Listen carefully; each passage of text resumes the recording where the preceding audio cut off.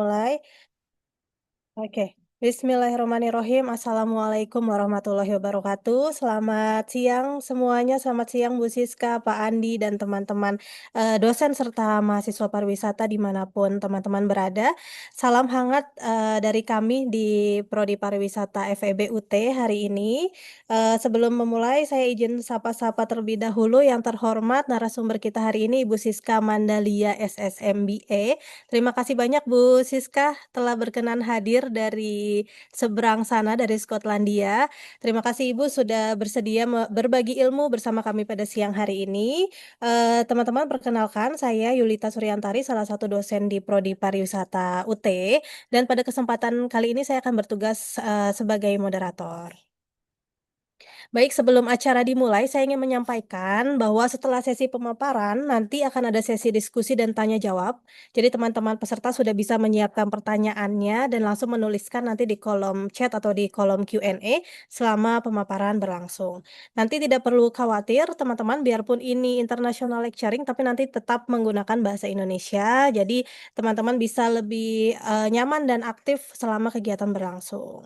Baik, sebelum kita memulai acara, mari kita berdoa terlebih dahulu menurut agama dan kepercayaan masing-masing agar kegiatan hari ini dapat berjalan dengan lancar dan memberikan manfaat bagi kita semua. Berdoa dimulai.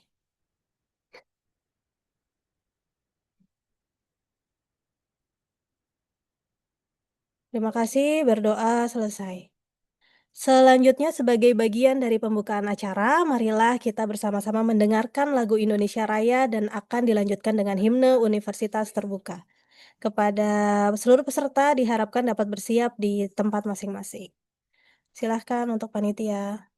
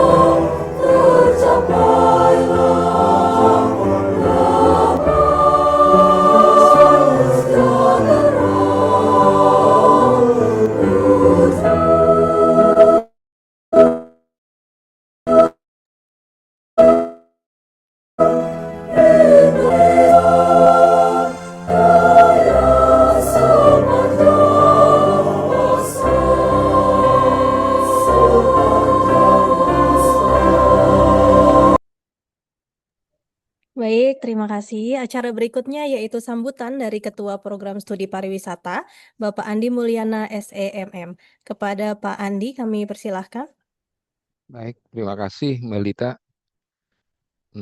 Assalamualaikum warahmatullahi wabarakatuh. Salam Waalaikumsalam. sejahtera dan salam pariwisata untuk kita semua. Hari ini saya merasa sangat bangga dapat membuka kegiatan International Lecturing dengan tema Short Escape and Microtourism, Tren Wisata Jarak Dekat Wisatawan Indonesia. Tema ini tentunya sangat relevan dengan perkembangan pariwisata saat ini, di mana wisata jarak dekat menjadi pilihan utama bagi wisatawan sekaligus membuka peluang besar bagi destinasi lokal untuk berkembang. Kehadiran narasumber kita, Ibu Siska Mandalia, SSMBA, dan saat ini sedang menyelesaikan studi doktoralnya di University of Dundee, Skotlandia, sekaligus pakar pariwisata internasional dengan spesialisasi Muslim Friendly Tourism, merupakan kesempatan emas bagi kita semua. Beliau akan berbagi wawasan global yang bisa kita adaptasi untuk memperkuat pariwisata Indonesia. Saya ingin mengajak seluruh mahasiswa untuk tidak hanya mendengarkan, tapi juga dapat aktif bertanya, berdiskusi, dan menyerap inspirasi dari sesi ini. Dunia pariwisata adalah dunia yang terus bergerak. Para mahasiswa adalah generasi yang akan membawa inovasi, menciptakan pengalaman wisata yang lebih kreatif, dan menjadikan pariwisata Indonesia semakin berdaya saing di tingkat internasional. Saya berharap kegiatan ini dapat menjadi momentum untuk terus mengasah diri, memperluas wawasan, dan menumbuhkan keberanian dalam menghadapi tantangan. Karena sejatinya belajar bukan hanya tentang menambah pengetahuan, tetapi juga tentang membentuk karakter dan kesiapan menghadapi masa depan. Sekali lagi, terima kasih kepada narasumber, moderator, dan seluruh mahasiswa yang hadir. Mari kita ikuti kegiatan ini dengan semangat dan antusiasme penuh. Belajar hari ini, karya untuk pariwisata dunia esok.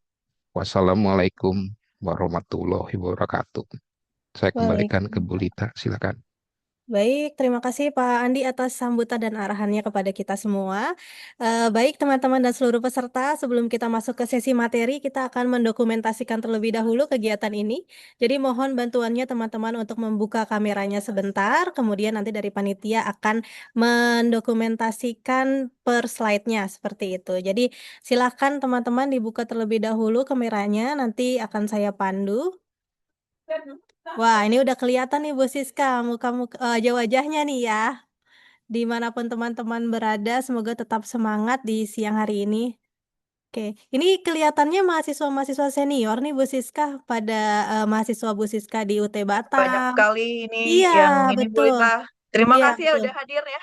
Terima Ada kasih Anissa juga teman-teman. tuh ya, sebabai. Oke, ada yang lagi di perjalanan juga sepertinya. Tetap semangat. Wah, Saya coba pandu ya untuk didokumentasikan. Baik, di slide pertama, satu, dua, tiga. Kemudian slide kedua, satu, dua, tiga. Dan terakhir di slide ketiga, satu, dua, tiga. Oke. Ya, baik, teman-teman, hari ini kita akan membahas topik yang sangat menarik dan juga sangat relevan dengan tren wisata saat ini, yaitu temanya adalah Short Escape and Microtourism, tren wisata jarak dekat wisatawan Indonesia. Jadi, teman-teman, seperti yang kita ketahui bersama bahwa topik ini menjadi, semakin dekat dengan kehidupan masyarakat sekarang, di mana, orang-orang ini sekarang mulai mencari pengalaman wisata yang lebih singkat, fleksibel, sederhana tapi tetap memberikan pengalaman yang menyenangkan dan bermakna. Seperti itu ya Bu Siska ya. Tentunya untuk, materi hari ini kita kedatangan narasumber spesial, Ibu Siska Mandalia SS MBA. Saya mungkin izin membacakan sedikit profil singkat Bu Siska. Ya, boleh di-share screen, Panitia, di full screen? Oke, jadi Ibu Siska Mandalia SS MBA ini merupakan dosen pariwisata dan juga peneliti di UIN Mahmud Yunus Batu Sangkar. Saat ini Ibu Siska sedang menempuh studi PhD di University of Dundee, Skotlandia, United Kingdom. Beliau juga aktif sebagai keynote speaker, peneliti, dan forum internasional di bidang pariwisata, khususnya terkait tourism behavior, wellness tourism, dan sustainable tourism.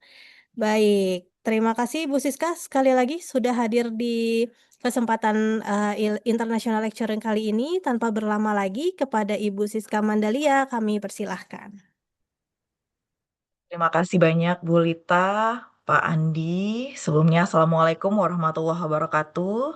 Salam sejahtera buat Waalaikumsalam. kita semua. Om Swastiastu, Namo Buddhaya, salam kebajikan. Ya, marilah pertama-tama kita panjatkan puji syukur kepada Tuhan Yang Maha Esa karena atas rahmat dan izinnya lah kita bisa hadir di International Lecture ini. Saya terima kasih banget telah diundang. Pas Bu Lita mengirimkan undangan ke saya, yes langsung gas karena bagi saya punya emosional tersendiri dengan UT gitu, Betul, terutama betul. iya sangat sangat terutama pariwisata UT gitu.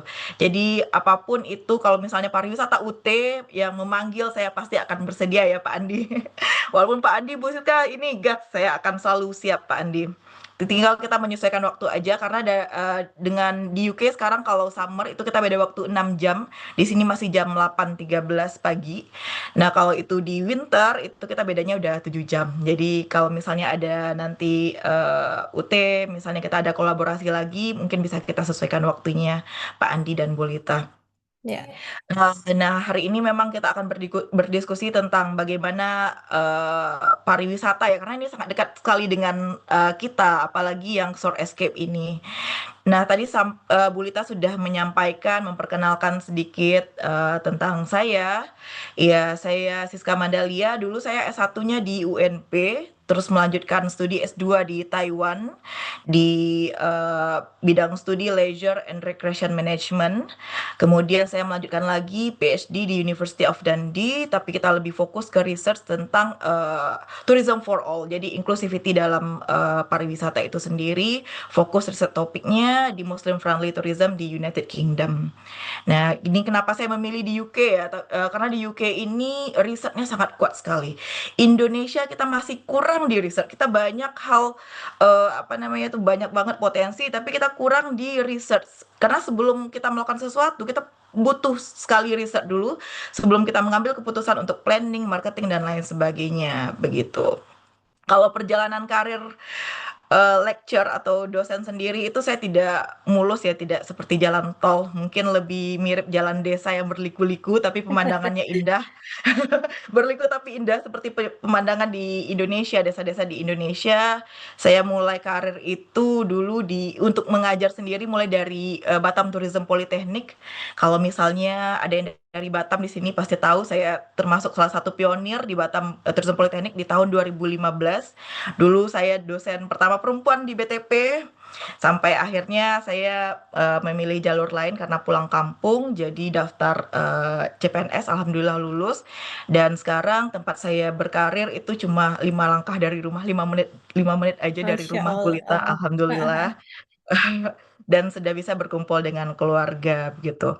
Nah, di sini saya harapkan mahasiswa pariwisata semua, Bapak Ibu, saudara-saudara semua, teman-teman semua nantinya akan menjadi generasi penerus pariwisata karena pariwisata ini termasuk keilmuan yang baru. Mungkin trennya itu di Indonesia mulai dari tahun 2000-an. Nah, Betul, betul. sekarang jadi kita tuh tidak banyak ahli pariwisata. Makanya itu saya tuh sering mendapat undangan Bulita bahkan mengajar di 5 tempat saya sudah tidak kuat lagi begitu. Masya Jadi Allah. nanti ini mahasiswa-mahasiswa di sini akan menggantikan kita-kita semua Amin, untuk amin. melanjutkan estafet bagaimana pariwisata itu harus dipegang oleh orang-orang yang mengerti ilmunya. Jadi kalau dalam agama kita ya, kalau menyerahkan sesuatu itu kepada yang bukan ahlinya, tunggulah kehancuran. Nah, gitu sekarang tuh banyak itu yang membahas pariwisata bukan orang pariwisata begitu. Betul, betul. Kita coba lihatlah kayak ke kepala dinas pariwisata di Indonesia. Ada nggak yang berlatar belakang pariwisata? Satu aja. Sepertinya tidak gitu. Nah, begitu. Jadi nantilah di sini kita harapkan mahasiswa-mahasiswa UT akan menjadi nantinya kalau di bidang pemerintahan akan menjadi kepala dinas, kepala bidang yang memang membidangi bidang pariwisata. Mungkin tidak akan ada lagi SPDI, SH yang akan apa namanya itu yang membidangi pariwisata gitu kan, yang akan melit pariwisata di daerah-daerah. Tapi nanti Espar-Espar yang dari UT inilah yang akan mencetak the next government yang akan menata pariwisata Indonesia atau memperbaiki pariwisata Indonesia ke depannya. Amin, Nah, amin, amin. iya, sebelum sebelum boleh di-share slide-nya, Bu Lita minta Ya, tolong baik. panitia. Ya, panitia mohon dibantu untuk share materi Bu Siska. Oke. Nah, mungkin sebelum masuk ke slide berikutnya ya, saya ini akan ini ada lecture mungkin memang menggurui ya tujuannya. Jadi belum diskusi. Jadi ini adalah lecture. Sebelum kita masuk ke materi, saya ingin mengajak eh, partisipan yang hadir pada hari ini untuk kita kembali ke pondasi apa sebenarnya sih yang dijual di industri pariwisata gitu. Pariwisata itu bisnis, iya bisnis. Untuk apa kalau sesuatu kalau if we talk about business, kita pasti akan berbicara tentang keuntungan. Pasti itu tidak ada oh kita pariwisata untuk melestarikan iya melestarikan budaya dan sebagainya itu iya tapi itu udah nomor kesekian. If we talk about the business apa kayak fakultas kenapa pariwisata ini dibuat di bawah fakultas bisnis dan ekonomi ya karena kita akan berbicara masalah keuntungan di bisnis pariwisata ini. Ketika kita bicara masalah bisnis it means kita berbicara masalah keuntungan. Jadi kadang teman-teman di sini sering salah mengartikan community based tourism yang tidak ada modal, tidak ada keuntungan itu tidak sama sekali. Nah, ini yang perlu kita luruskan nantinya ya. Terus apa yang dijual oleh industri pariwisata? Yang dijual oleh industri pariwisata tidak lain tidak bukan adalah pengalaman, servis. Dan pengalaman ini dibangun dari apa? Nah, dibangun dari produk pariwisata yang kita punya. Jadi secara akademis kita mengenal 3 kategori produk pariwisata secara garis besar.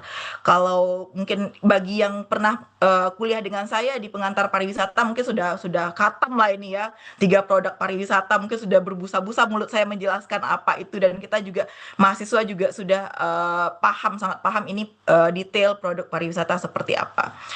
Nah, mungkin kita akan sedikit mengulas lagi produk-produk pariwisata. Yang pertama itu ada nature based tourism, yaitu nature, wisata berbasis alam lah kalau bahasa Indonesianya. Wisata yang andalannya adalah keindahan yang menjual keunikan alam. Ini mencakup ya, kalau di Indonesia itu ada pantai, ada gunung, ada hutan, ada danau, geopark, taman nasional tuh banyak ya. Nah, kita ini surganya nature based tourism. Kita punya lebih dari 17.000 pulau, kita punya Raja Ampat yang terkenal sekarang itu, terus kita juga punya spot diving yang terbaik di dunia, kita punya Komodo, yang satu-satunya tempat di mana kita bisa melihat naga purba ya, naga purba yang hidup bebas di alam liar. Nah, yang kedua itu kita punya namanya culture based tourism, wisata berbasis budaya. Ini adalah 60% orang luar datang ke Indonesia. Ini belum Bu Lita, ini masih pengantar. Sorry, saya kalau udah ngomong pariwisata selalu berapi-api dan susah berhenti ya. Jadi nanti Bu Lita ini aja stop aja kalau misalnya sudah waktunya sudah banyak terpakai gitu. Jadi yang kedua itu ada culture based tourism, wisata berbasis budaya ya. Jadi kategori kedua ini adalah minat paling tinggi kenapa wisatawan asing datang ke Indonesia gitu. Nah, kita ini adalah mega diverse secara biologi tapi juga secara budaya. Kita punya lebih dari banyak banget. Saya gitu. Bulita beda lagi Jawa, Sunda dan banyak.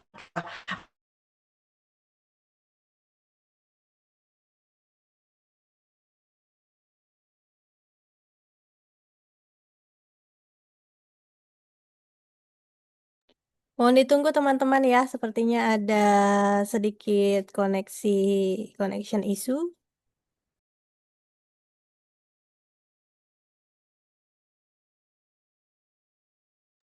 Kita tunggu sambil Bu Siska masuk lagi.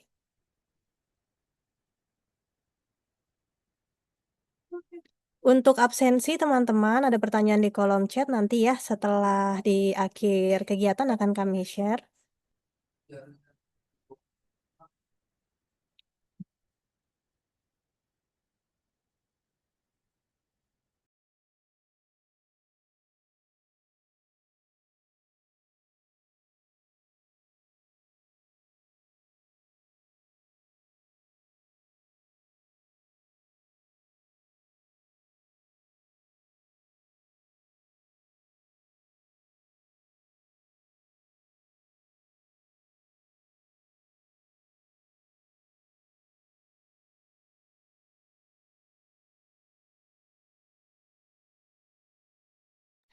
Sudah berhasil masuk lagi Bu Siska?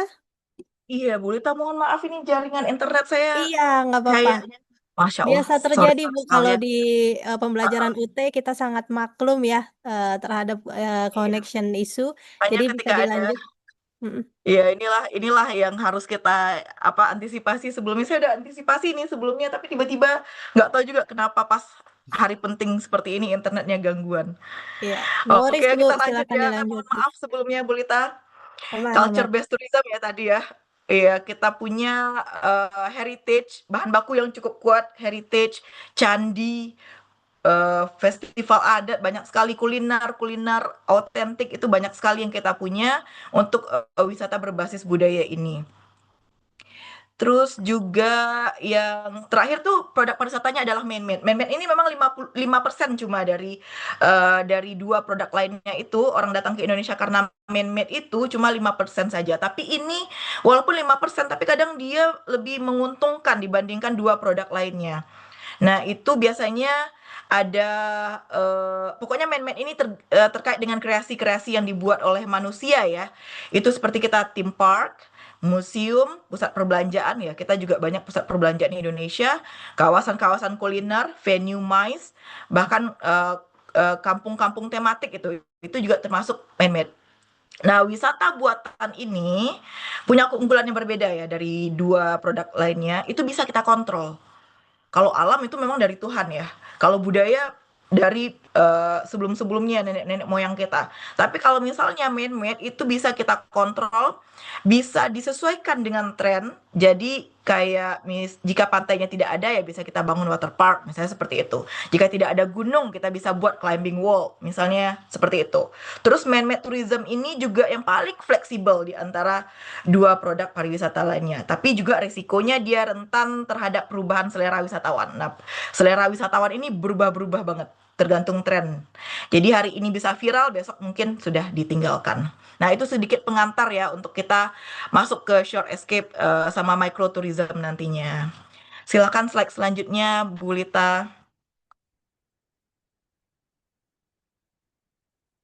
Ya, ini ada outline-nya ya, kita akan membahas definisi konsep, terus juga data-data terkini, 3A, landasan teorinya, potensi unggulan. Kenapa landasan teori? Kita adalah mahasiswa yang membedakan yang kuliah dengan tidak kuliah.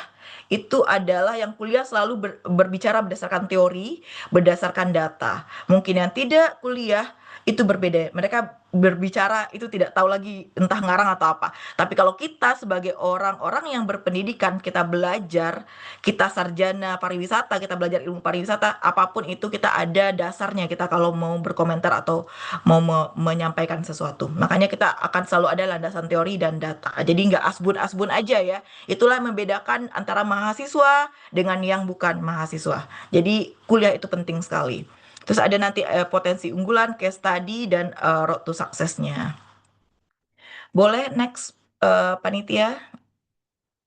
Nah, ini ada definisi dan konsep ya. Sebelumnya saya juga mau menyampaikan itu ada beberapa tren global untuk pariwisata zaman sekarang. Itu tren-tren pariwisata seperti yang Pak Andi sampaikan, pariwisata itu adalah ilmu yang dinamis, tidak statis.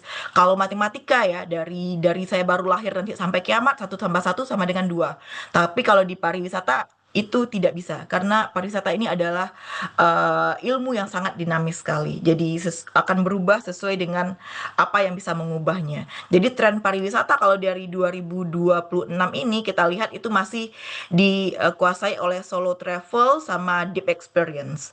Jadi wisata modern ya, sekarang ini wisata udah mulai modern. Orang-orang tidak lagi puas dengan selfie-selfie dan pergi. Mereka ingin tinggal lebih lama, masuk ke dalam budaya lokal, memahami masyarakat setempat, terus slow travel. Nah, ini akan menjadi fondasi dari mikrotourism yang akan kita bahas sebentar lagi. Yang kedua adalah wellness dan mental health tourism.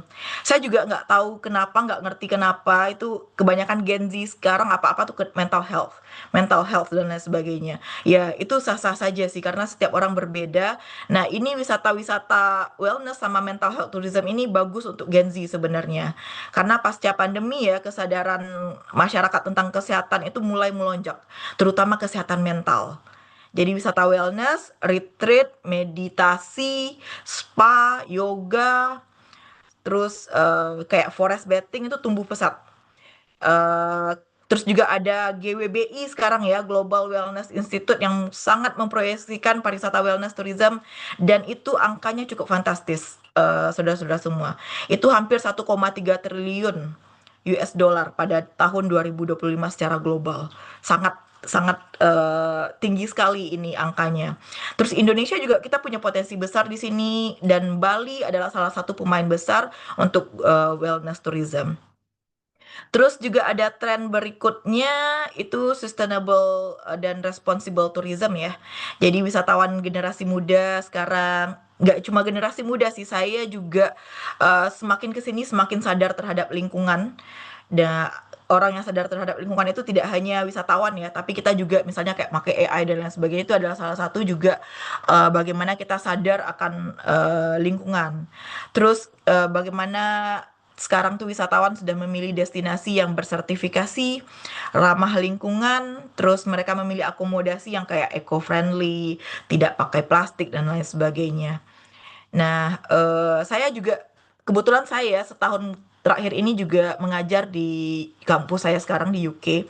Itu mahasiswa di sini itu mereka memang langsung terjun ke lapangan, ke destinasi, memantau bagaimana pengaruh pariwisata itu terhadap warga lokal, keamanan, housing, akses dan ekonomi. Nah, ini juga mungkin bagus untuk direfleksikan di Indonesia nantinya begitu. Terus tren keempat ada namanya hyperlokal ya. Hyperlokal itu kayak kita itu udah bosan dengan destinasi yang mainstream, yang penuh sesak gitu. Jadi kita tuh mencari destinasi yang tersembunyi, yang autentik, yang belum terjamah. Tapi ini berbahaya sih. Saya berbahaya. Saya makanya kayak kalau ketemu satu destinasi bagus itu saya agak agak malas gitu kalau posting, takutnya itu nanti rusak begitu. Tapi hyperlokal ini juga sudah menjadi tren juga sekarang. Nah, ini juga akan relevan dengan microtourism dan short escape yang akan kita bahas. Yang berikutnya itu ada digital dan AI ya. Ini teknologi AI itu udah sangat familiar dengan kita, dekat dengan kita. Karena teknologi itu bisa mengubah segalanya. Bagaimana wisatawan mencari informasi. Kini sekarang ini ya mayoritas itu kayak TikTok dan Instagram mesan tiket akomodasi ya begitu-begitu tuh sudah menjadi tren dan tidak bisa lagi kita hindari begitu. Tren berikutnya solo travel kayak female solo travel yang perjalanan sendiri-sendiri begitu. Yang ini biasanya cocok buat para jomblo-jomblo. Ini walaupun saya tidak jomblo ya, tapi saya juga sering melakukan solo travel. Wisatawan milenial nih biasanya begini karena lebih mandiri dan percaya diri menjelajah sendiri. Terus juga kadang kita tuh kayak males gitu kalau misalnya ada sangkut pautnya dengan yang lain nanti akan ada konflik dan lain sebagainya. Orang-orang lebih memilih berwisata sendiri. Nah, saya juga punya pengalaman eh, berwisata sendiri ke lebih dari 15 negara di beberapa tahun lalu. Terus sekarang lagi ini leisure ya, business and leisure ini banyak banget itu di Bali. Terus juga yang terakhir microtourism dan short escape. Nah, ini juga tren yang akan kita bahas. Jadi fokusnya nanti UT kalau misalnya mau mengundang lagi boleh. eh ini adalah top ibaratnya tren ke-8. Jadi tren ke-7-nya belum kita bahas secara detail, tapi tidak apa-apa kita bahas tren ke-8. Apa itu microtourism dan short escape. Perjalanan jarak dekat, durasi pendek. Dan ini tren ini lahir ya dari kombinasi. Jadi kombinasi seperti kayaknya kalau misalnya teman-teman di UT, kenapa saya sangat menghargai mahasiswa-mahasiswa di UT dibandingkan mahasiswa-mahasiswa yang kampus biasa. Karena teman-teman di UT biasanya belajar setelah mereka eh, paham bagaimana dunia kerja. Jadi mereka sangat menghargai ilmu itu sendiri, begitu. Nah, kalau misalnya kita sudah kerja begitu kuat kuliah lagi, tentu tingkat stres akan meningkat. Nah, karena sekarang biaya untuk berwisata di Indonesia itu kalau antar pulau sangat mahal, eh, short escape inilah yang akan memberikan kemudahan akses transportasi. Karena juga di Indonesia jumlah penduduk urbannya terus bertumbuh, nah salah satu pasar terbesar untuk tren ini ya wisatawan lokal begitu. Terus eh Oh ya, marilah kita cek dulu ya sedikit tentang short escape, microtourism, dan staycation ini. Kalau kita bicara pertama, short escape. Short escape ini mulai dari definisi secara akademis kita rujuk dari UNWTO di tahun 2022 itu adalah perjalanannya berdurasi 1 hingga 3 hari dengan jarak tempuh tidak lebih dari 300 km dari tempat tinggal wisatawan. Jadi kalau misalnya teman-teman dari Sumatera Barat ke Riau atau sebaliknya dari Riau ke Sumatera Barat itu masih short escape namanya ya. Tapi kalau misalnya dari Padang, Sumbar itu ke Kalimantan itu udah nggak short escape lagi. Nah, ini adalah definisi dari short escape itu sendiri. Motivasi utamanya apa? Motivasinya adalah seperti recharge mental. Mengisi ulang energi yang sudah habis untuk bekerja, bukan untuk melihat dunia ya, bukan untuk yang kayak oh pergi ke sini khusus untuk melihat dunia ini seperti apa.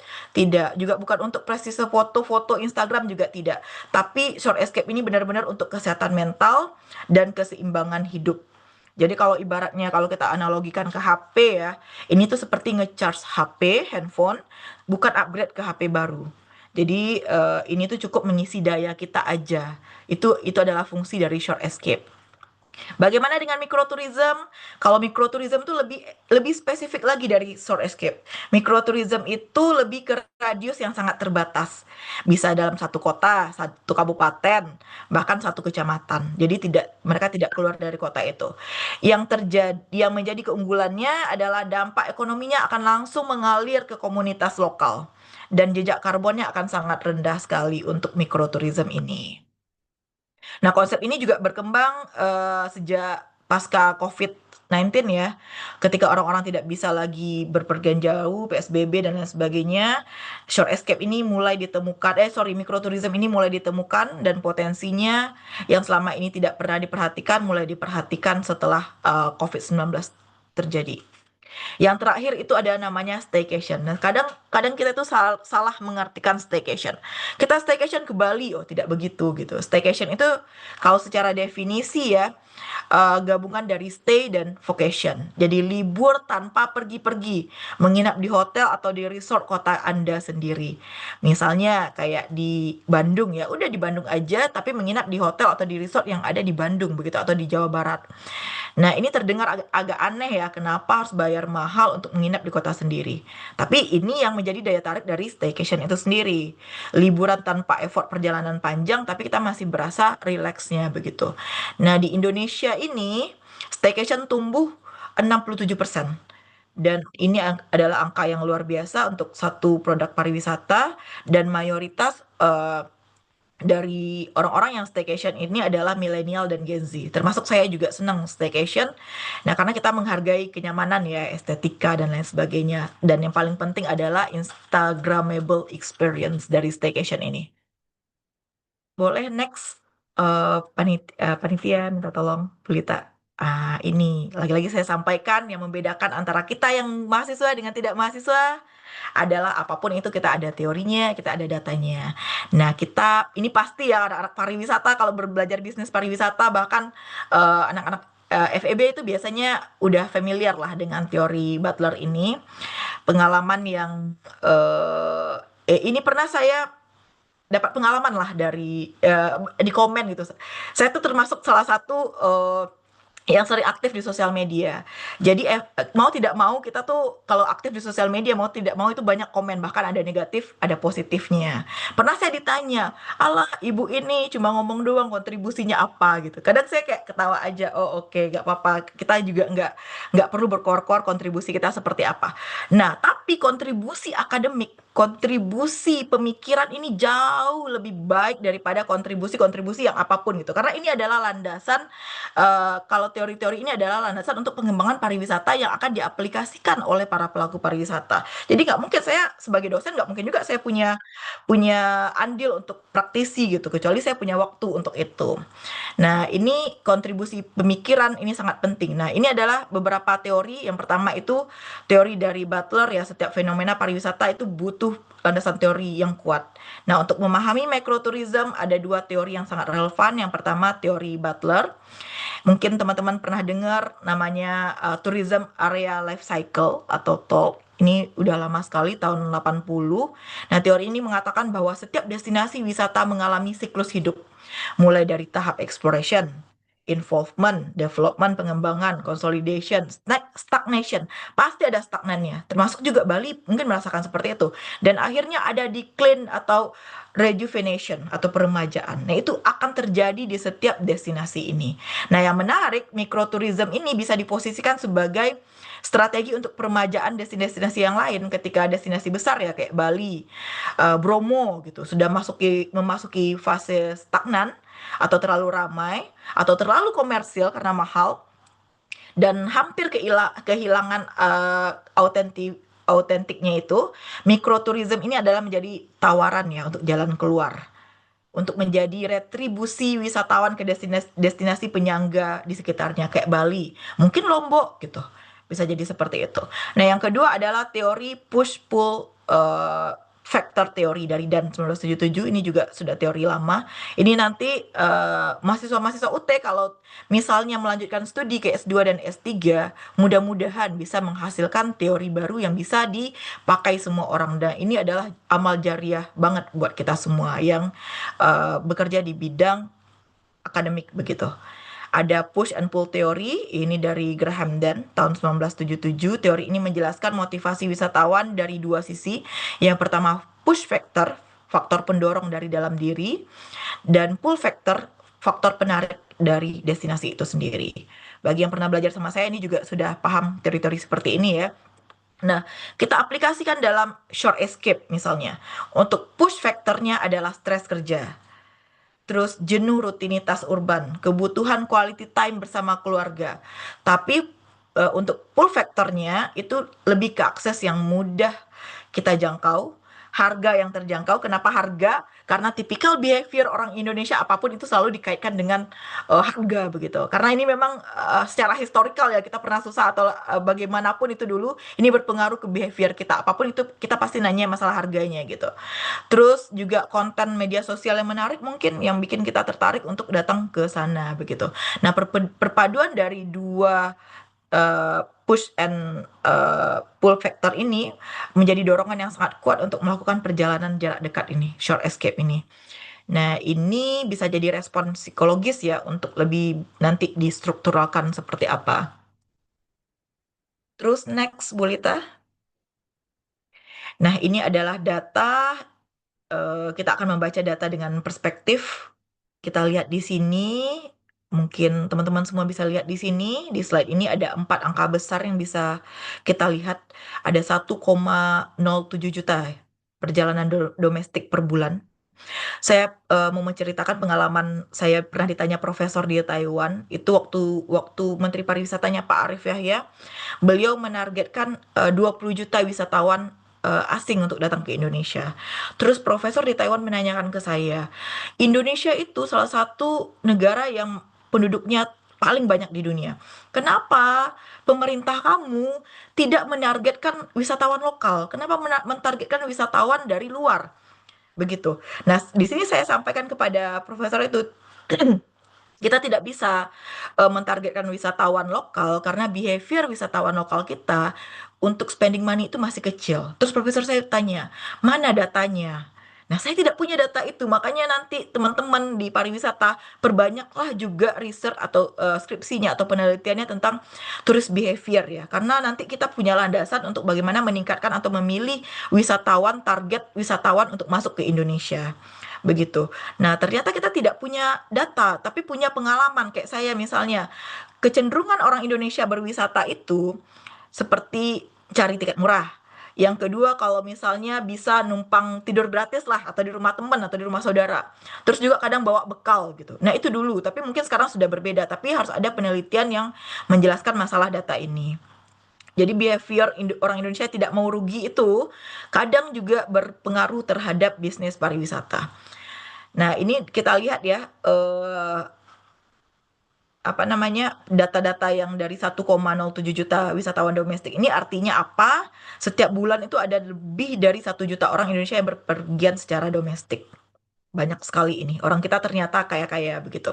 68% dari mereka memilih destinasi yang bisa ditempuh dalam waktu kurang lebih dari 3 jam. Nah, short escape.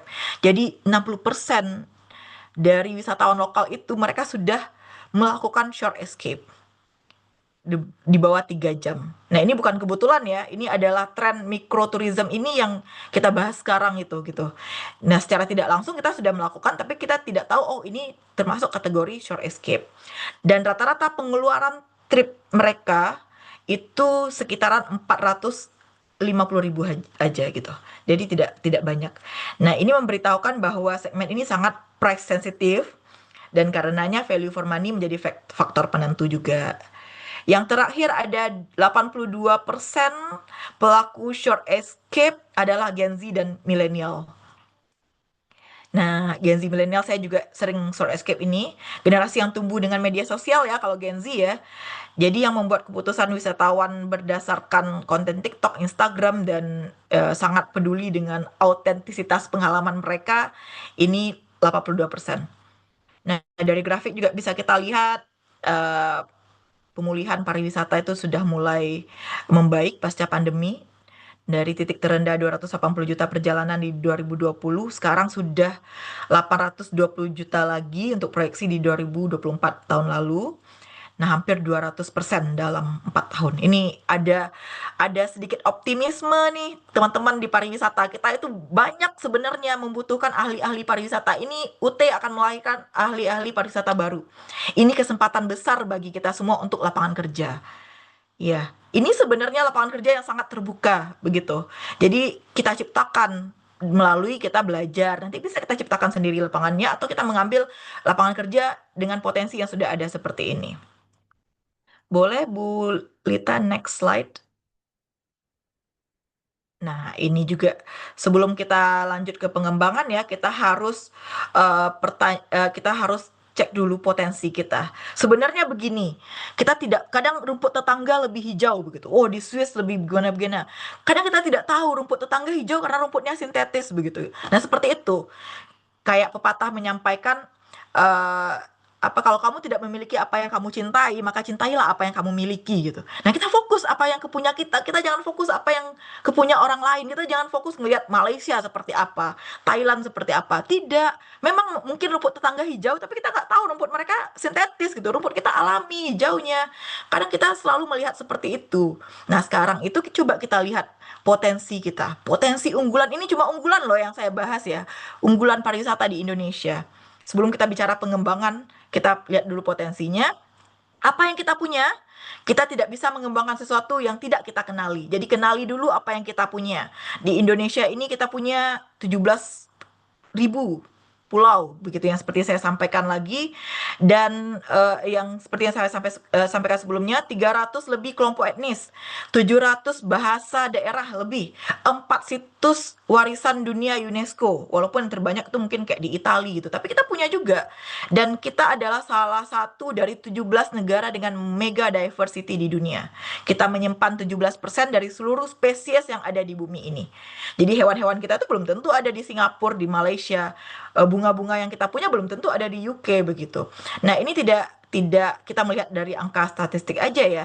Ini adalah aset pariwisata yang harus teman-teman manfaatkan semua karena yang tidak ternilai harganya ini adalah aset ini. Dan ini belum sepenuhnya dimanfaatkan. Tugas kita, siapa lagi kalau bukan kita, insan pariwisata Indonesia yang akan mengelola ini semua. Nah, kita identifikasi dulu 6 potensi unggulan ini. Pertama, ada yang namanya alam dan geopark. Ini teman-teman yang suka mendaki gunung misalnya kan. 5 geopark UNESCO kita. Ekowisata tumbuh 12% ya per tahun sekarang ya. Seperti Labuan Bajo, Komodo, Raja Ampat. Ini kayak udah dikenal lah di seluruh penjuru dunia. Yang kedua itu kita ada namanya bahari dan pesisir. Kita punya 81.000 kilometer garis pantai yang negara lain tidak punya. Kita juga berada di jantung Coral Triangle, di kawasan dengan biodiversity laut tertinggi di dunia, di muka bumi ini. Nah, potensi snorkeling, potensi diving, itu banyak yang belum terekspos. Udah diekspos, tapi orang asing malah mengekspos. Nah, berikutnya ada budaya dan heritage. Ini juga besar sekali ya. Kita punya 4 situs warisan dunia UNESCO. Kita punya Borobudur. kita punya Prambanan, kita punya Subak Bali, kita punya Sangiran. Selain itu kita juga punya gastronomi Nusantara yang kaya, kayak rendang gitu. Rendang, tapi rendang diakui oleh Malaysia. Ya, nah itu panjang juga pembahasannya itu kenapa bisa terjadi ya. Itu panjang kalau misalnya nanti UT mengundang saya lagi, saya akan jabarkan itu kenapa hal-hal seperti itu bisa terjadi. Kenapa yang kita punya bisa diklaim gitu. Seperti kayak cendol gitu udah diklaim sama Singapura. Seperti seperti itu batik juga udah banyak yang ngeklaim dan lain sebagainya. Tapi tidak apa-apa, kita masih punya banyak lagi. Nah, kita juga sudah mulai ada pengakuan global ya, seperti seni pertunjukan. Nah, itu kita nggak ada duanya deh. Terus keempat itu ada wellness dan spiritual. Indonesia ini punya keberagaman, kita punya banyak agama. Nah, Bali juga sudah menjadi trendsetter untuk apa namanya wellness tourism ini. Ada spa Jawa, Sunda, otentik gitu ya. Nah, kita juga punya 80.000 lebih pesantren di Indonesia. Ini teman-teman yang di Kementerian Agama ya, bisa kita manfaatkan sebagai destinasi wisata religi. Ini luar biasa sekali, 80.000 lebih pesantren. Yang terdaftar ya, belum yang tidak terdaftar. Yang kelima itu ada agrowisata, desa wisata. Bayangin kita punya 75.000 desa wisata. Ini saya mau protes ini ke Pak Menteri Sandi dulunya. Kenapa begitu banyak desa wisata gitu? Desa wisata itu kita tuh udah terbanyak secara kuantiti ya. Nggak satu asal satu atau dua, yang penting kualitasnya bagus. Yang penting itu benar-benar ada bisa dijadikan contoh. Ini banyak tapi tidak tidak tidak apa ya tidak maksimal pengelolaannya. Nah, ini juga berpotensi sebenarnya untuk jadi short escape tourism dan lain sebagainya. Ada kopi Flores, rempah Maluku, produk agrowisata yang lagi naik daun ya sekarang ya, agrowisata jamu-jamuan. Itu beberapa mahasiswa MKPM saya juga membahas masalah ini, bagus sekali, saya apresiasi sekali. Nah, dia yang terakhir ini adalah digital dan MICE. Kalau Bapak Ibu, teman-teman semua tahu berapa keuntungan dari MICE ini ya. Mungkin ya kita dari dulu tuh udah kayak fokus ke bidang ini. Kalau Bapak Ibu penggemar K-pop di sini tahu nggak berapa keuntungan sekali konser untuk K-pop itu? Itu luar biasa sekali. 7 kali kehidupan kita tidak akan bisa mencapai angka itu. Kayak saya bekerja seumur hidup terus mati, mati, bekerja lagi 7 kali kehidupan dari 1 kali konser K-pop itu tidak ada apa-apanya gitu. Minimal mereka tidak sampai ke maksimal penghasilan kita. Saking industri event ini sangat menjanjikan sekali. Sekarang bentar lagi akan ada World Cup. Itu luar biasa sekali investasinya untuk acara-acara mega-mega event ini ya. Di Indonesia juga kita pernah sukses di Asian Games 2018. Ya, itu yang menjadikan Bapak Wisnu Utama untuk jadi Menteri Pariwisata waktu itu dan juga mengangkat nama Pak Erick Thohir dari industri MICE ini. Tapi kita cuma fokus MICE ini malah di Bali dan Jakarta saja untuk acara-acara internasional. Di digital juga seperti itu. Terus, tapi ekonomi digital pariwisata kita tumbuh 35% per tahun. Itu luar biasa sekali, teman-teman. Terima kasih untuk konten-konten kreator, termasuk diri saya sendiri ya, walaupun kita tidak dibayar sama pemerintah, tapi kita sudah mengembangkan ikut andil dalam 35% pertumbuhan pariwisata digital di Indonesia. Semangat lagi ngonten untuk promosikan pariwisata Indonesia ya, teman-teman semua. Nah, sekarang pertanyaannya nih, apakah kita punya potensi? Banyak potensi kita, jelas punya potensi kita. Tapi yang harus kita tanyakan itu mengapa begitu banyak potensi ini kita tidak bisa optimalkan gitu.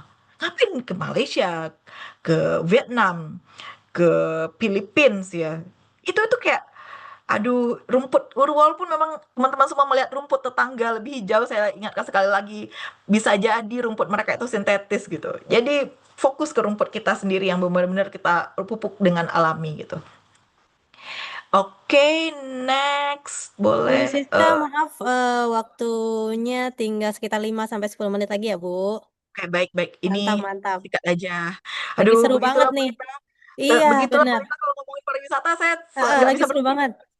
Sip, lanjut, Bu. Nah, ini ya 3 atraksi amenitas sama akses. Jadi saya selalu sampaikan, saya sering aktif di sosial media tuh, saya sering dapat serangan dari netizen ya. Banyak juga haters-haters yang nyerang gitu kan, mempromosikan pariwisata. ada salah satu pejabat daerah mempromosikan pariwisata satu destinasi. Tidak ada yang salah dengan destinasinya itu, tidak ada yang salah. Yang salah adalah dia mempromosikan destinasi itu, tapi aksesnya sangat jelek sekali ke sana. Saya pribadi pernah ke sana, makanya saya berkomentar. Saya ke sana itu pulang dari sana mobil saya gores, mobil baru waktu itu Bapak Ibu, lumayan itu memperbaiki gores gitu kan. Nah, udah terjadi dua kali kecelakaan ke sana. Nah, setelah itu juga kalau kita ke sana itu benar-benar tidak ada safety-nya. Kalau misalnya mobil kepleset dikit jatuh ke jurang gitu.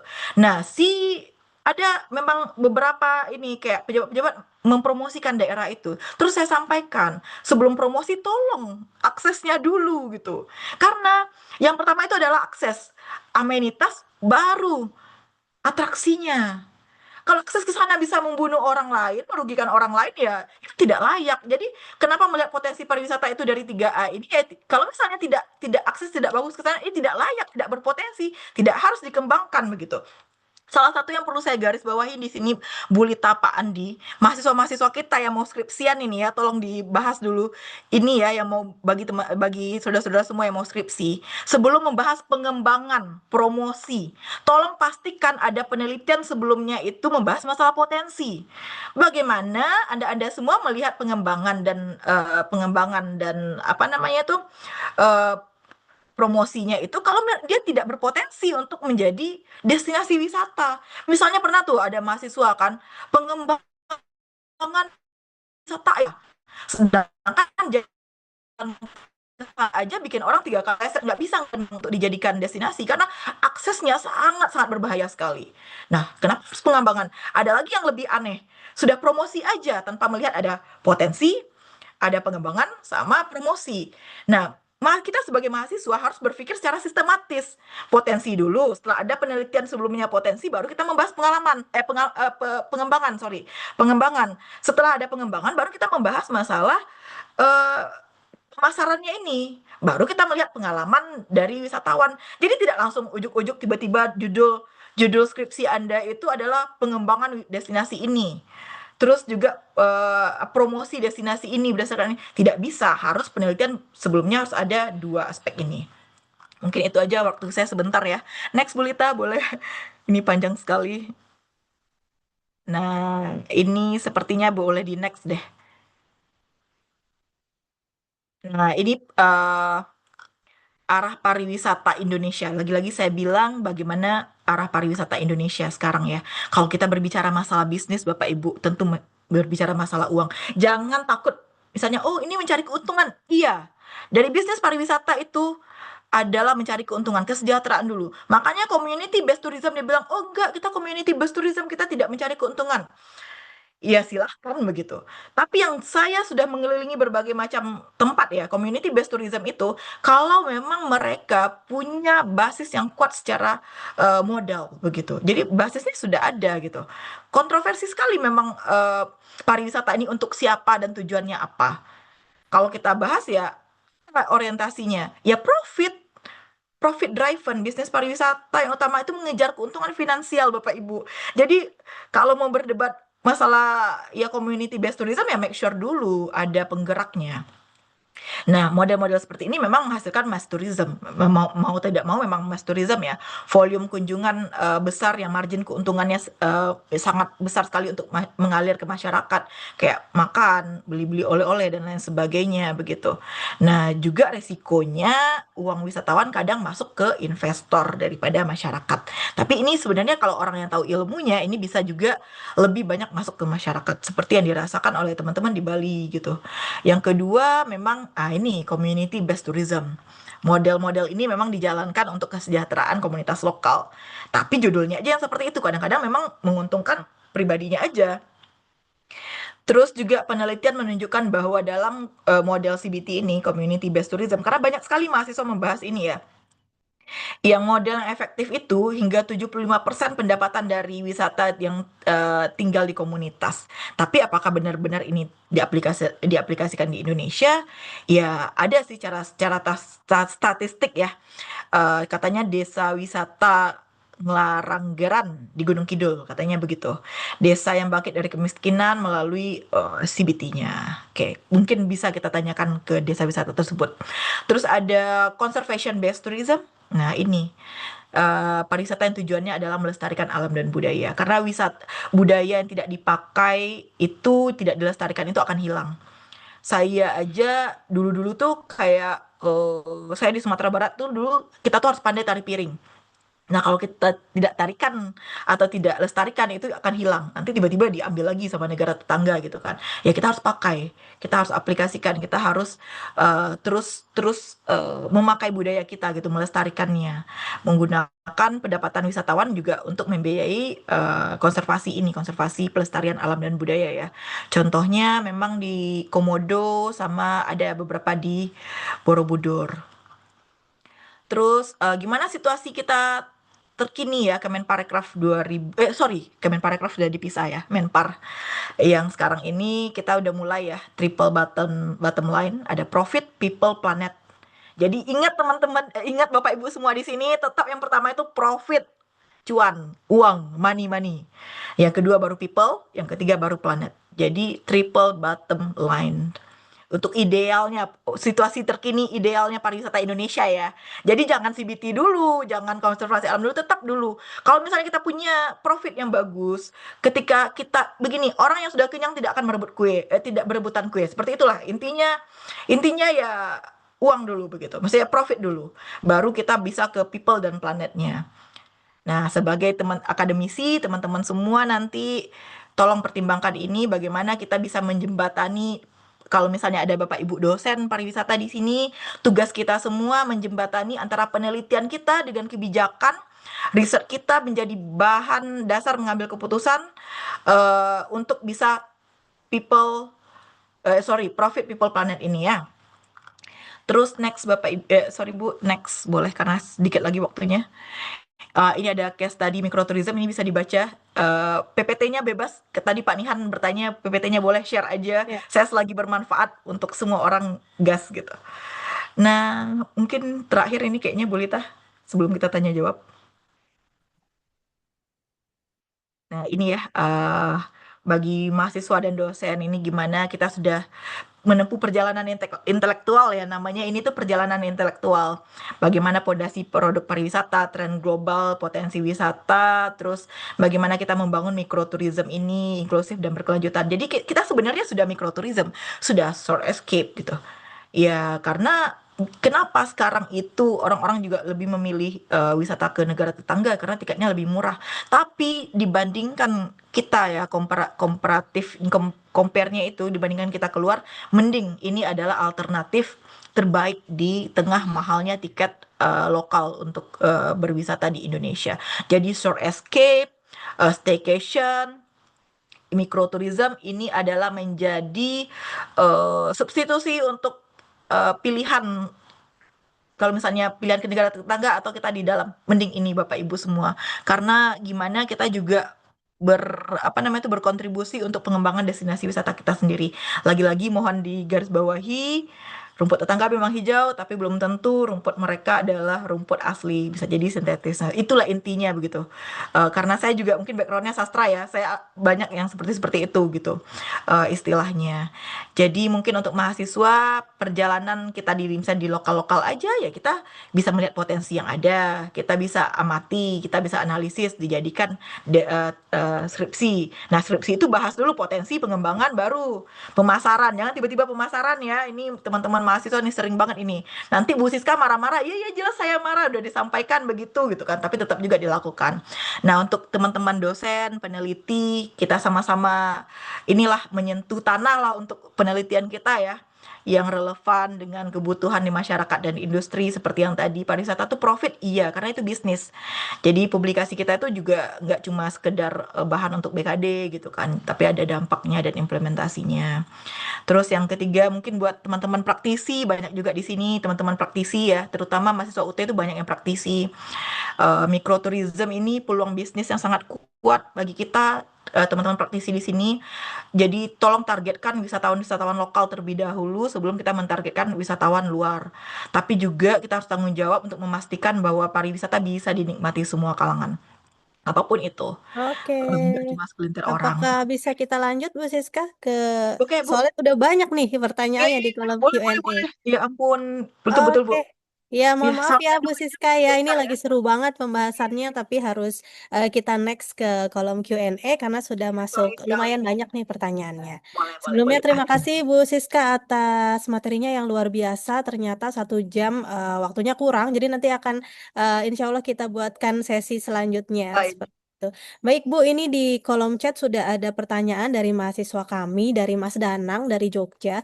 Jadi beliau bertanya, saat ini Mas Danang ini kerja di hospitality industry, Mas berkaitan Danang. dengan materi sharing siang ini di tengah keadaan ekonomi yang sedang lesu, kira-kira strategi apa nih Bu yang bisa diterapkan untuk menjaga minat wisatawan untuk tetap melakukan perjalanan wisata dan menggunakan hotel sebagai tempat menginap? Karena informasinya okupansi tingkat huniannya terus turun gitu ya, agak menurun di tahun ini. Terima kasih Bu Siska. Mungkin bisa langsung dijawab. Baik. Bapak tadi, Bu, Bu Ilita, Kenapa? siapa nama beliau, bapaknya Dari tadi, Bu? Mas Danang dari Mas Jogja. Danang.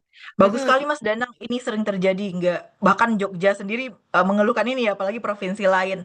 Nah, ini Mas Danang. Pertama itu kita juga dari segi industri ya, praktisi teman-teman semua, kita harus menentukan target wisatawan kita siapa begitu. Saya pernah menjadi juri IMTI di Sumatera Barat gitu kan. Mereka mentargetkan turis wisatawan Timur Tengah, tapi tidak punya hotel bintang 5 karena behavior turis Timur Tengah itu mereka suka luxury. Di hotel-hotel di Padang itu toiletnya kecil gitu kan, malah mereka besar-besar badannya seperti itu. Jadi kayak mungkin hotel bisa mengklasifikasikan itu datanya itu dari mana biasanya turis itu dan kapan okupansinya, bisa jadi itu lagi belum peak seasonnya ya, Pak Danang ya. Terus juga kita tahulah behavior teman-teman kita, behavior kita orang Indonesia, perwisata itu memang harus murah dan lain sebagainya. Bisa jadi mungkin kalau hotel bisa jadi promo-promo liburan, promo keluarga, mungkin bisa lebih strategi seperti itu. Dan juga memang wisatawan-wisatawan lokal itu harus, yang tadi itu kan kita udah sampaikan, ternyata short short escape ini itu tuh banyak sekali, 68% loh orang-orang short escape tanpa kita sadari. Nah, ini adalah target-target dari hotel, Pak. Jadi bisa mungkin promosikan begini. Karena di UK itu begini, misalnya ada potongan diskon 25% bagi warga ini begitu di hari-hari tertentu. Misalnya khusus warga Jogja begitu. Atau khusus warga spesifik lagi ada diskon apa gitu kan, atau gratis bagi yang membawa keluarga atau anak yang lebih dari dua begitu. Pokoknya pandai-pandai hotel bagaimana membuat promo diskon yang bagus, dan tapi targetkan itu orang lokal ya Pak ya. Karena orang kita sebenarnya banyak-banyak juga apanya, uangnya tuh banyak gitu, daripada habis keluar negeri mending dimanfaatkan. Misalnya atau nginep 3 malam gratis 1 malam begitu. Gitu sih dari saya sih Pak, tapi Oke, khususkan untuk warga lokal. Ya. betul. Jadi lebih kreatif ya untuk membuat Ya, promosi betul. sedemikian rupa dan targetnya seperti itu. Iya, tapi ini udah Oke, jelas nih Sound Escape nih 68% Bu Lita. Jogja. iya. Mm-mm. Betul, terima kasih Bu Siska. Mudah-mudahan sudah terjawab, Mas Danang. Ini ada juga mahasiswa kami nih Bu dari Bogor, Mas Himawan. Jadi bekerja juga di Aman. Hotel Bintang Wow, 3 di Kota wah Bogor. keren keren. Mengapresiasi sekali dan menarik sekali pembahasannya dan sangat relevan gitu ya dengan industri perhotelan saat ini. Kemudian Mas Himawan ini juga mengatakan bahwa bintang 3 pun menjadi pilihan ya Bu saat ini karena Ya fasilitasnya mendukung harus dan harga yang lebih staycation. terjangkau. Saya Seperti sering itu. staycation di bintang 3 Bu. Bintang Iya, 3 iya, iya. karena lebih apa ya, mereka tuh lagi improve banget untuk menuju ke bintang 4 kan. Jadi di situ tuh kita melihat usaha hotel-hotel sih sebenarnya. Iya, Jadi iya. saya lebih suka promosi di hotel bintang 3 juga. Iya, siap. Ini ada lagi Bu dari Vivin, dari Mbak Vivin. Jadi izin bertanya Bu Siska, dari sisi negatifnya, jika ada wisatawan asing terus-menerus berpariwisata di wisata unggulan Indonesia, apakah akan berpengaruh untuk ke depannya? Mengingat di era Betul. global ini viral wisatawan asing merusak ekosistem dan adat di Indonesia serta meniru budaya Indonesia. Seperti itu, Bu. Ini ada kebijakan kemarin itu ya, kalau misalnya Thailand kenapa rame. Nah begini, kadang kadang kasihan juga misalnya kayak kita itu turis yang berkualitas itu juga nggak banyak gitu. Makanya kita itu jangan mentargetkan jumlah wisatawan asingnya. Misalnya 20 juta wisatawan asing. Tidak. Kita tuh harus sebagai ini Bu Menteri ya, Bu Menteri kalau misalnya ini targetkanlah spending money-nya. Jadi jangan lagi kita menampung bule-bule kere yang akan merusak gitu. Kenapa? Dulu itu ada kebijakan untuk free visa semua negara ke Indonesia. Alhamdulillahnya itu tidak terjadi. Kebayang nggak kita kalau free visa ke sini? Kita aja ke UK ya, ke UK ini saya untuk 4 tahun Bu ratusan juta gitu, hampir 1 M gitu untuk bisa ke sini gitu. Masa sih orang luar negeri itu gampang banget ke Indonesia? Tapi Thailand memperlakukan itu. Thailand, Malaysia rata-rata tuh banyak wisatawan asing datang ke sana. Makanya itu mereka pada rusuh juga. Jadi jangan kita lihat dari kuantitas wisatawan. Misalnya Kementerian Pariwisata menargetkan 20 juta wisatawan asing. Jangan begitu. Kementerian Pariwisata menargetkan misalnya spending money satu wisatawan asing itu berapa per hari begitu. Jadi kita itu juga harus apa namanya tuh evaluasi lah bule-bule ini. Makanya kita naikkan ke Borobudur itu bayarnya lebih mahal. Kalau targetnya wisatawan asing. Kayak TTA aja gitu targetnya itu. Ya, memang turisnya eksklusif. Bule-bule kere nggak usah gitu. Karena itu akan merusak gitu. Begitu banyak bule-bule kere di Bali. Jadi memang kita kualitas turis itu penting. Jadi tidak apa-apa ke Raja Ampat itu mahal, ke Raja ke Komodo itu mahal karena itu akan apa namanya mengevaluasi sendiri gitu. Seleksi alam, menseleksi sendiri kualitas turis kita gitu. Jadi saya juga tidak setuju terlalu banyak turis, terlalu banyak promosi yang murah-murah tuh jangan. Jangan murah-murah juga untuk destinasi. Tapi kalau untuk hotel naikin aja Pak, kalau untuk turis nggak apa-apa. Pajakin juga mereka karena saya juga dipajakin di luar begitu. Jadi kalau hotel nggak apa-apa ya harga turis, harga harga lokal itu sebenarnya tidak masalah juga untuk melindungi destinasi kita. Jadi kita itu harus membuat ini mungkin kalau Bu Vivin ya lebih ke kebijakan sih. Pertama itu yang datang ke Indonesia kita harus seleksi dulu dari misalnya visa. Jadi ada on arrival visa itu berapa biayanya itu murah banget sih kadang kita on arrival visa itu cuma 500.000 gitu. Berapa lah sama orang itu kan murah banget gitu. Nah itu kita harus evaluasi nggak apa-apa wisatawan mahal. Kayak misalnya atau kita ke Borobudur. Kalau wisatawan lokal berapa? Kalau wisatawan bule naikin 100% aja biar kita bisa menseleksi wisatawan yang berkualitas yang ada uangnya gitu. Yang ada uang-uang Mantap, aja. mantap. Oke, ini ada lagi nih Bu dari dosen kami. Jadi beliau berpendapat dengan Pak Nihan, dengan tiket pesawat dan transportasi lain yang naik, jadi peluang menarik bagi pelaku wisata lokal atau regional. Betul Sedikit sekali. sharing Bu Siska, waktu saya mencari tahu tentang wisata di Rusia, ketika Rusia ini terkena sanksi internasional, pariwisata domestik dan jarak dekat justru semakin meningkat, dan industri tidak mati, namun hanya berubah sedikit bentuk dan modelnya. Seperti itu. Jadi sangat relevan sekali ya Bu Sangat ya. relevan sekali. Iya, Kenaikan betul. ekonomi kita tuh 5% loh, jangan pergi keluar gitu. Karena dolar lagi tinggi banget sekarang, inilah saatnya. Jadi kadang itu ada di balik kesusahan itu pasti ada kemudahan ya. Begitu. Jadi kayak ada kesusahannya kita tapi ada yang diuntungkan juga dengan dolar mahal ya orang berwisata ke dalam negeri aja. Nah, ini Oke. hotel-hotel bintang 3, bintang 4, bintang 5 silahkan promosinya kita tunggu. Ya, Ibu Kita izin akan ya masih 2 pertanyaan lagi Bu Siska boleh nanggung boleh. saya bacain ya. Jadi ini ada dari Pak Rizal. Menurut pandangan Bu Bapak Siska, Rizal. bagaimana seharusnya instansi pariwisata memandang hubungan profesional dengan kreator konten? Apakah skema kompensasi sudah seharusnya menjadi standar nih Bu dalam strategi promosi digital destinasi saat ini? Harus banget tetapkan harga Pak karena begini kita kita tuh nggak bakal dihargai kalau kita ngasihkannya free. Nah kadang kenapa tuh teman-teman di pemerintahan tuh kadang nggak relevan dengan kita karena mereka tidak tahu ini ya kemarin tuh ada lagi isu hangat-hangatnya ya di kontak sama Kementerian Pariwisata minta gratis videonya sedangkan mas-masnya itu sudah effort banget seperti itu. Apapun itu sekecil apapun itu harus kita dihargai Pak apalagi kecuali untuk konsumsi pribadi kita di sosial media di Instagram atau nggak apa-apa tapi kalau udah project pemerintah seperti misalnya apa namanya kalau misalnya bikin konten tapi khusus daerah-daerah tertentu itu dikasih RAB aja Pak. Jangan mau gratis karena memang mereka punya budgetnya kok untuk itu. Pemerintah mengeluarkan Betul. banyak banget budget untuk content creator dan sosial sosial medianya mereka. Jadi dibikinkan apa kalau nggak kita yang menghargai diri kita sendiri, mereka juga nggak menghargai kita gitu. Jadi Betul. pelaku pariwisata di sini jangan mau gratis-gratis kalau untuk pemerintah ya. Mereka juga Ya, punya budget kok untuk itu. harus Don't worry. diapresiasi ya Bu Ya, Siska ya. kecuali di sosial media. Nanti nggak apa-apa saya repost-repost itu biar rame, biar nanti bisa dapat endorse dari pemerintah. Oke, ini pertanyaan Jangan mau terakhir nih, gratis. Bu. Dari Ozi Setiawan. Ozi Menurut, mahasiswa saya ini. iya, mahasiswa kita nih, udah lulus ya. udah mau wisuda. Jadi Ibu, apakah Indonesia sudah cukup siap dalam mengeksekusikan wellness tourism sebagai bagian pokok dalam pengembangan pariwisata nasional? Siap sih, siap banget. Karena kita itu ya secara tidak langsung kita tuh kayak udah wellness aja gitu. Kita tuh termasuk negara yang tidak begitu stres memikirkan sesuatu. Ketika saya di Taiwan, teman-teman, itu tuh kita ada screening mental health itu setiap 6 bulan. Mahasiswa yang apa ya jadi ubi ya itu tuh sering banget yang kayak loncat dari apa tuh karena stres kayak kita juga nggak tahu kenapa stres karena mental health ya jadi itu masih apa kayak Indonesia itu sudah cukup wellness sih kehidupannya. Kita masih bisa tertawa di atas, masih bisa riang gembira di atas dolar atau apa gitu yang lagi naik dan lain sebagainya. Itu udah wellness dan Indonesia itu cukup bagus sangat. Mungkin SDM-nya aja sih kita memfasilitasi mereka untuk wellness di Indonesia. Jokes-jokes kita aja kadang udah bikin ya apa dunia ini berwarna begitu di dunia internasional. Katanya orang Indonesia tuh lucu-lucu apa dan lain sebagainya. Sudah cukup siap. Nah, ini lagi-lagi saya ini kan Bolita ya. Kenapa saya waktu tes CPNS ya ditanya sama interviewernya begitu. Ya, mungkin interviewernya juga nggak suka sama saya gara-gara pertanyaan itu. Jadi disampaikan menurut menurut Bu Siska apa sih masalah pariwisata di Indonesia? Dia bilang, oh masalah pariwisata di Indonesia itu cuma satu Bu.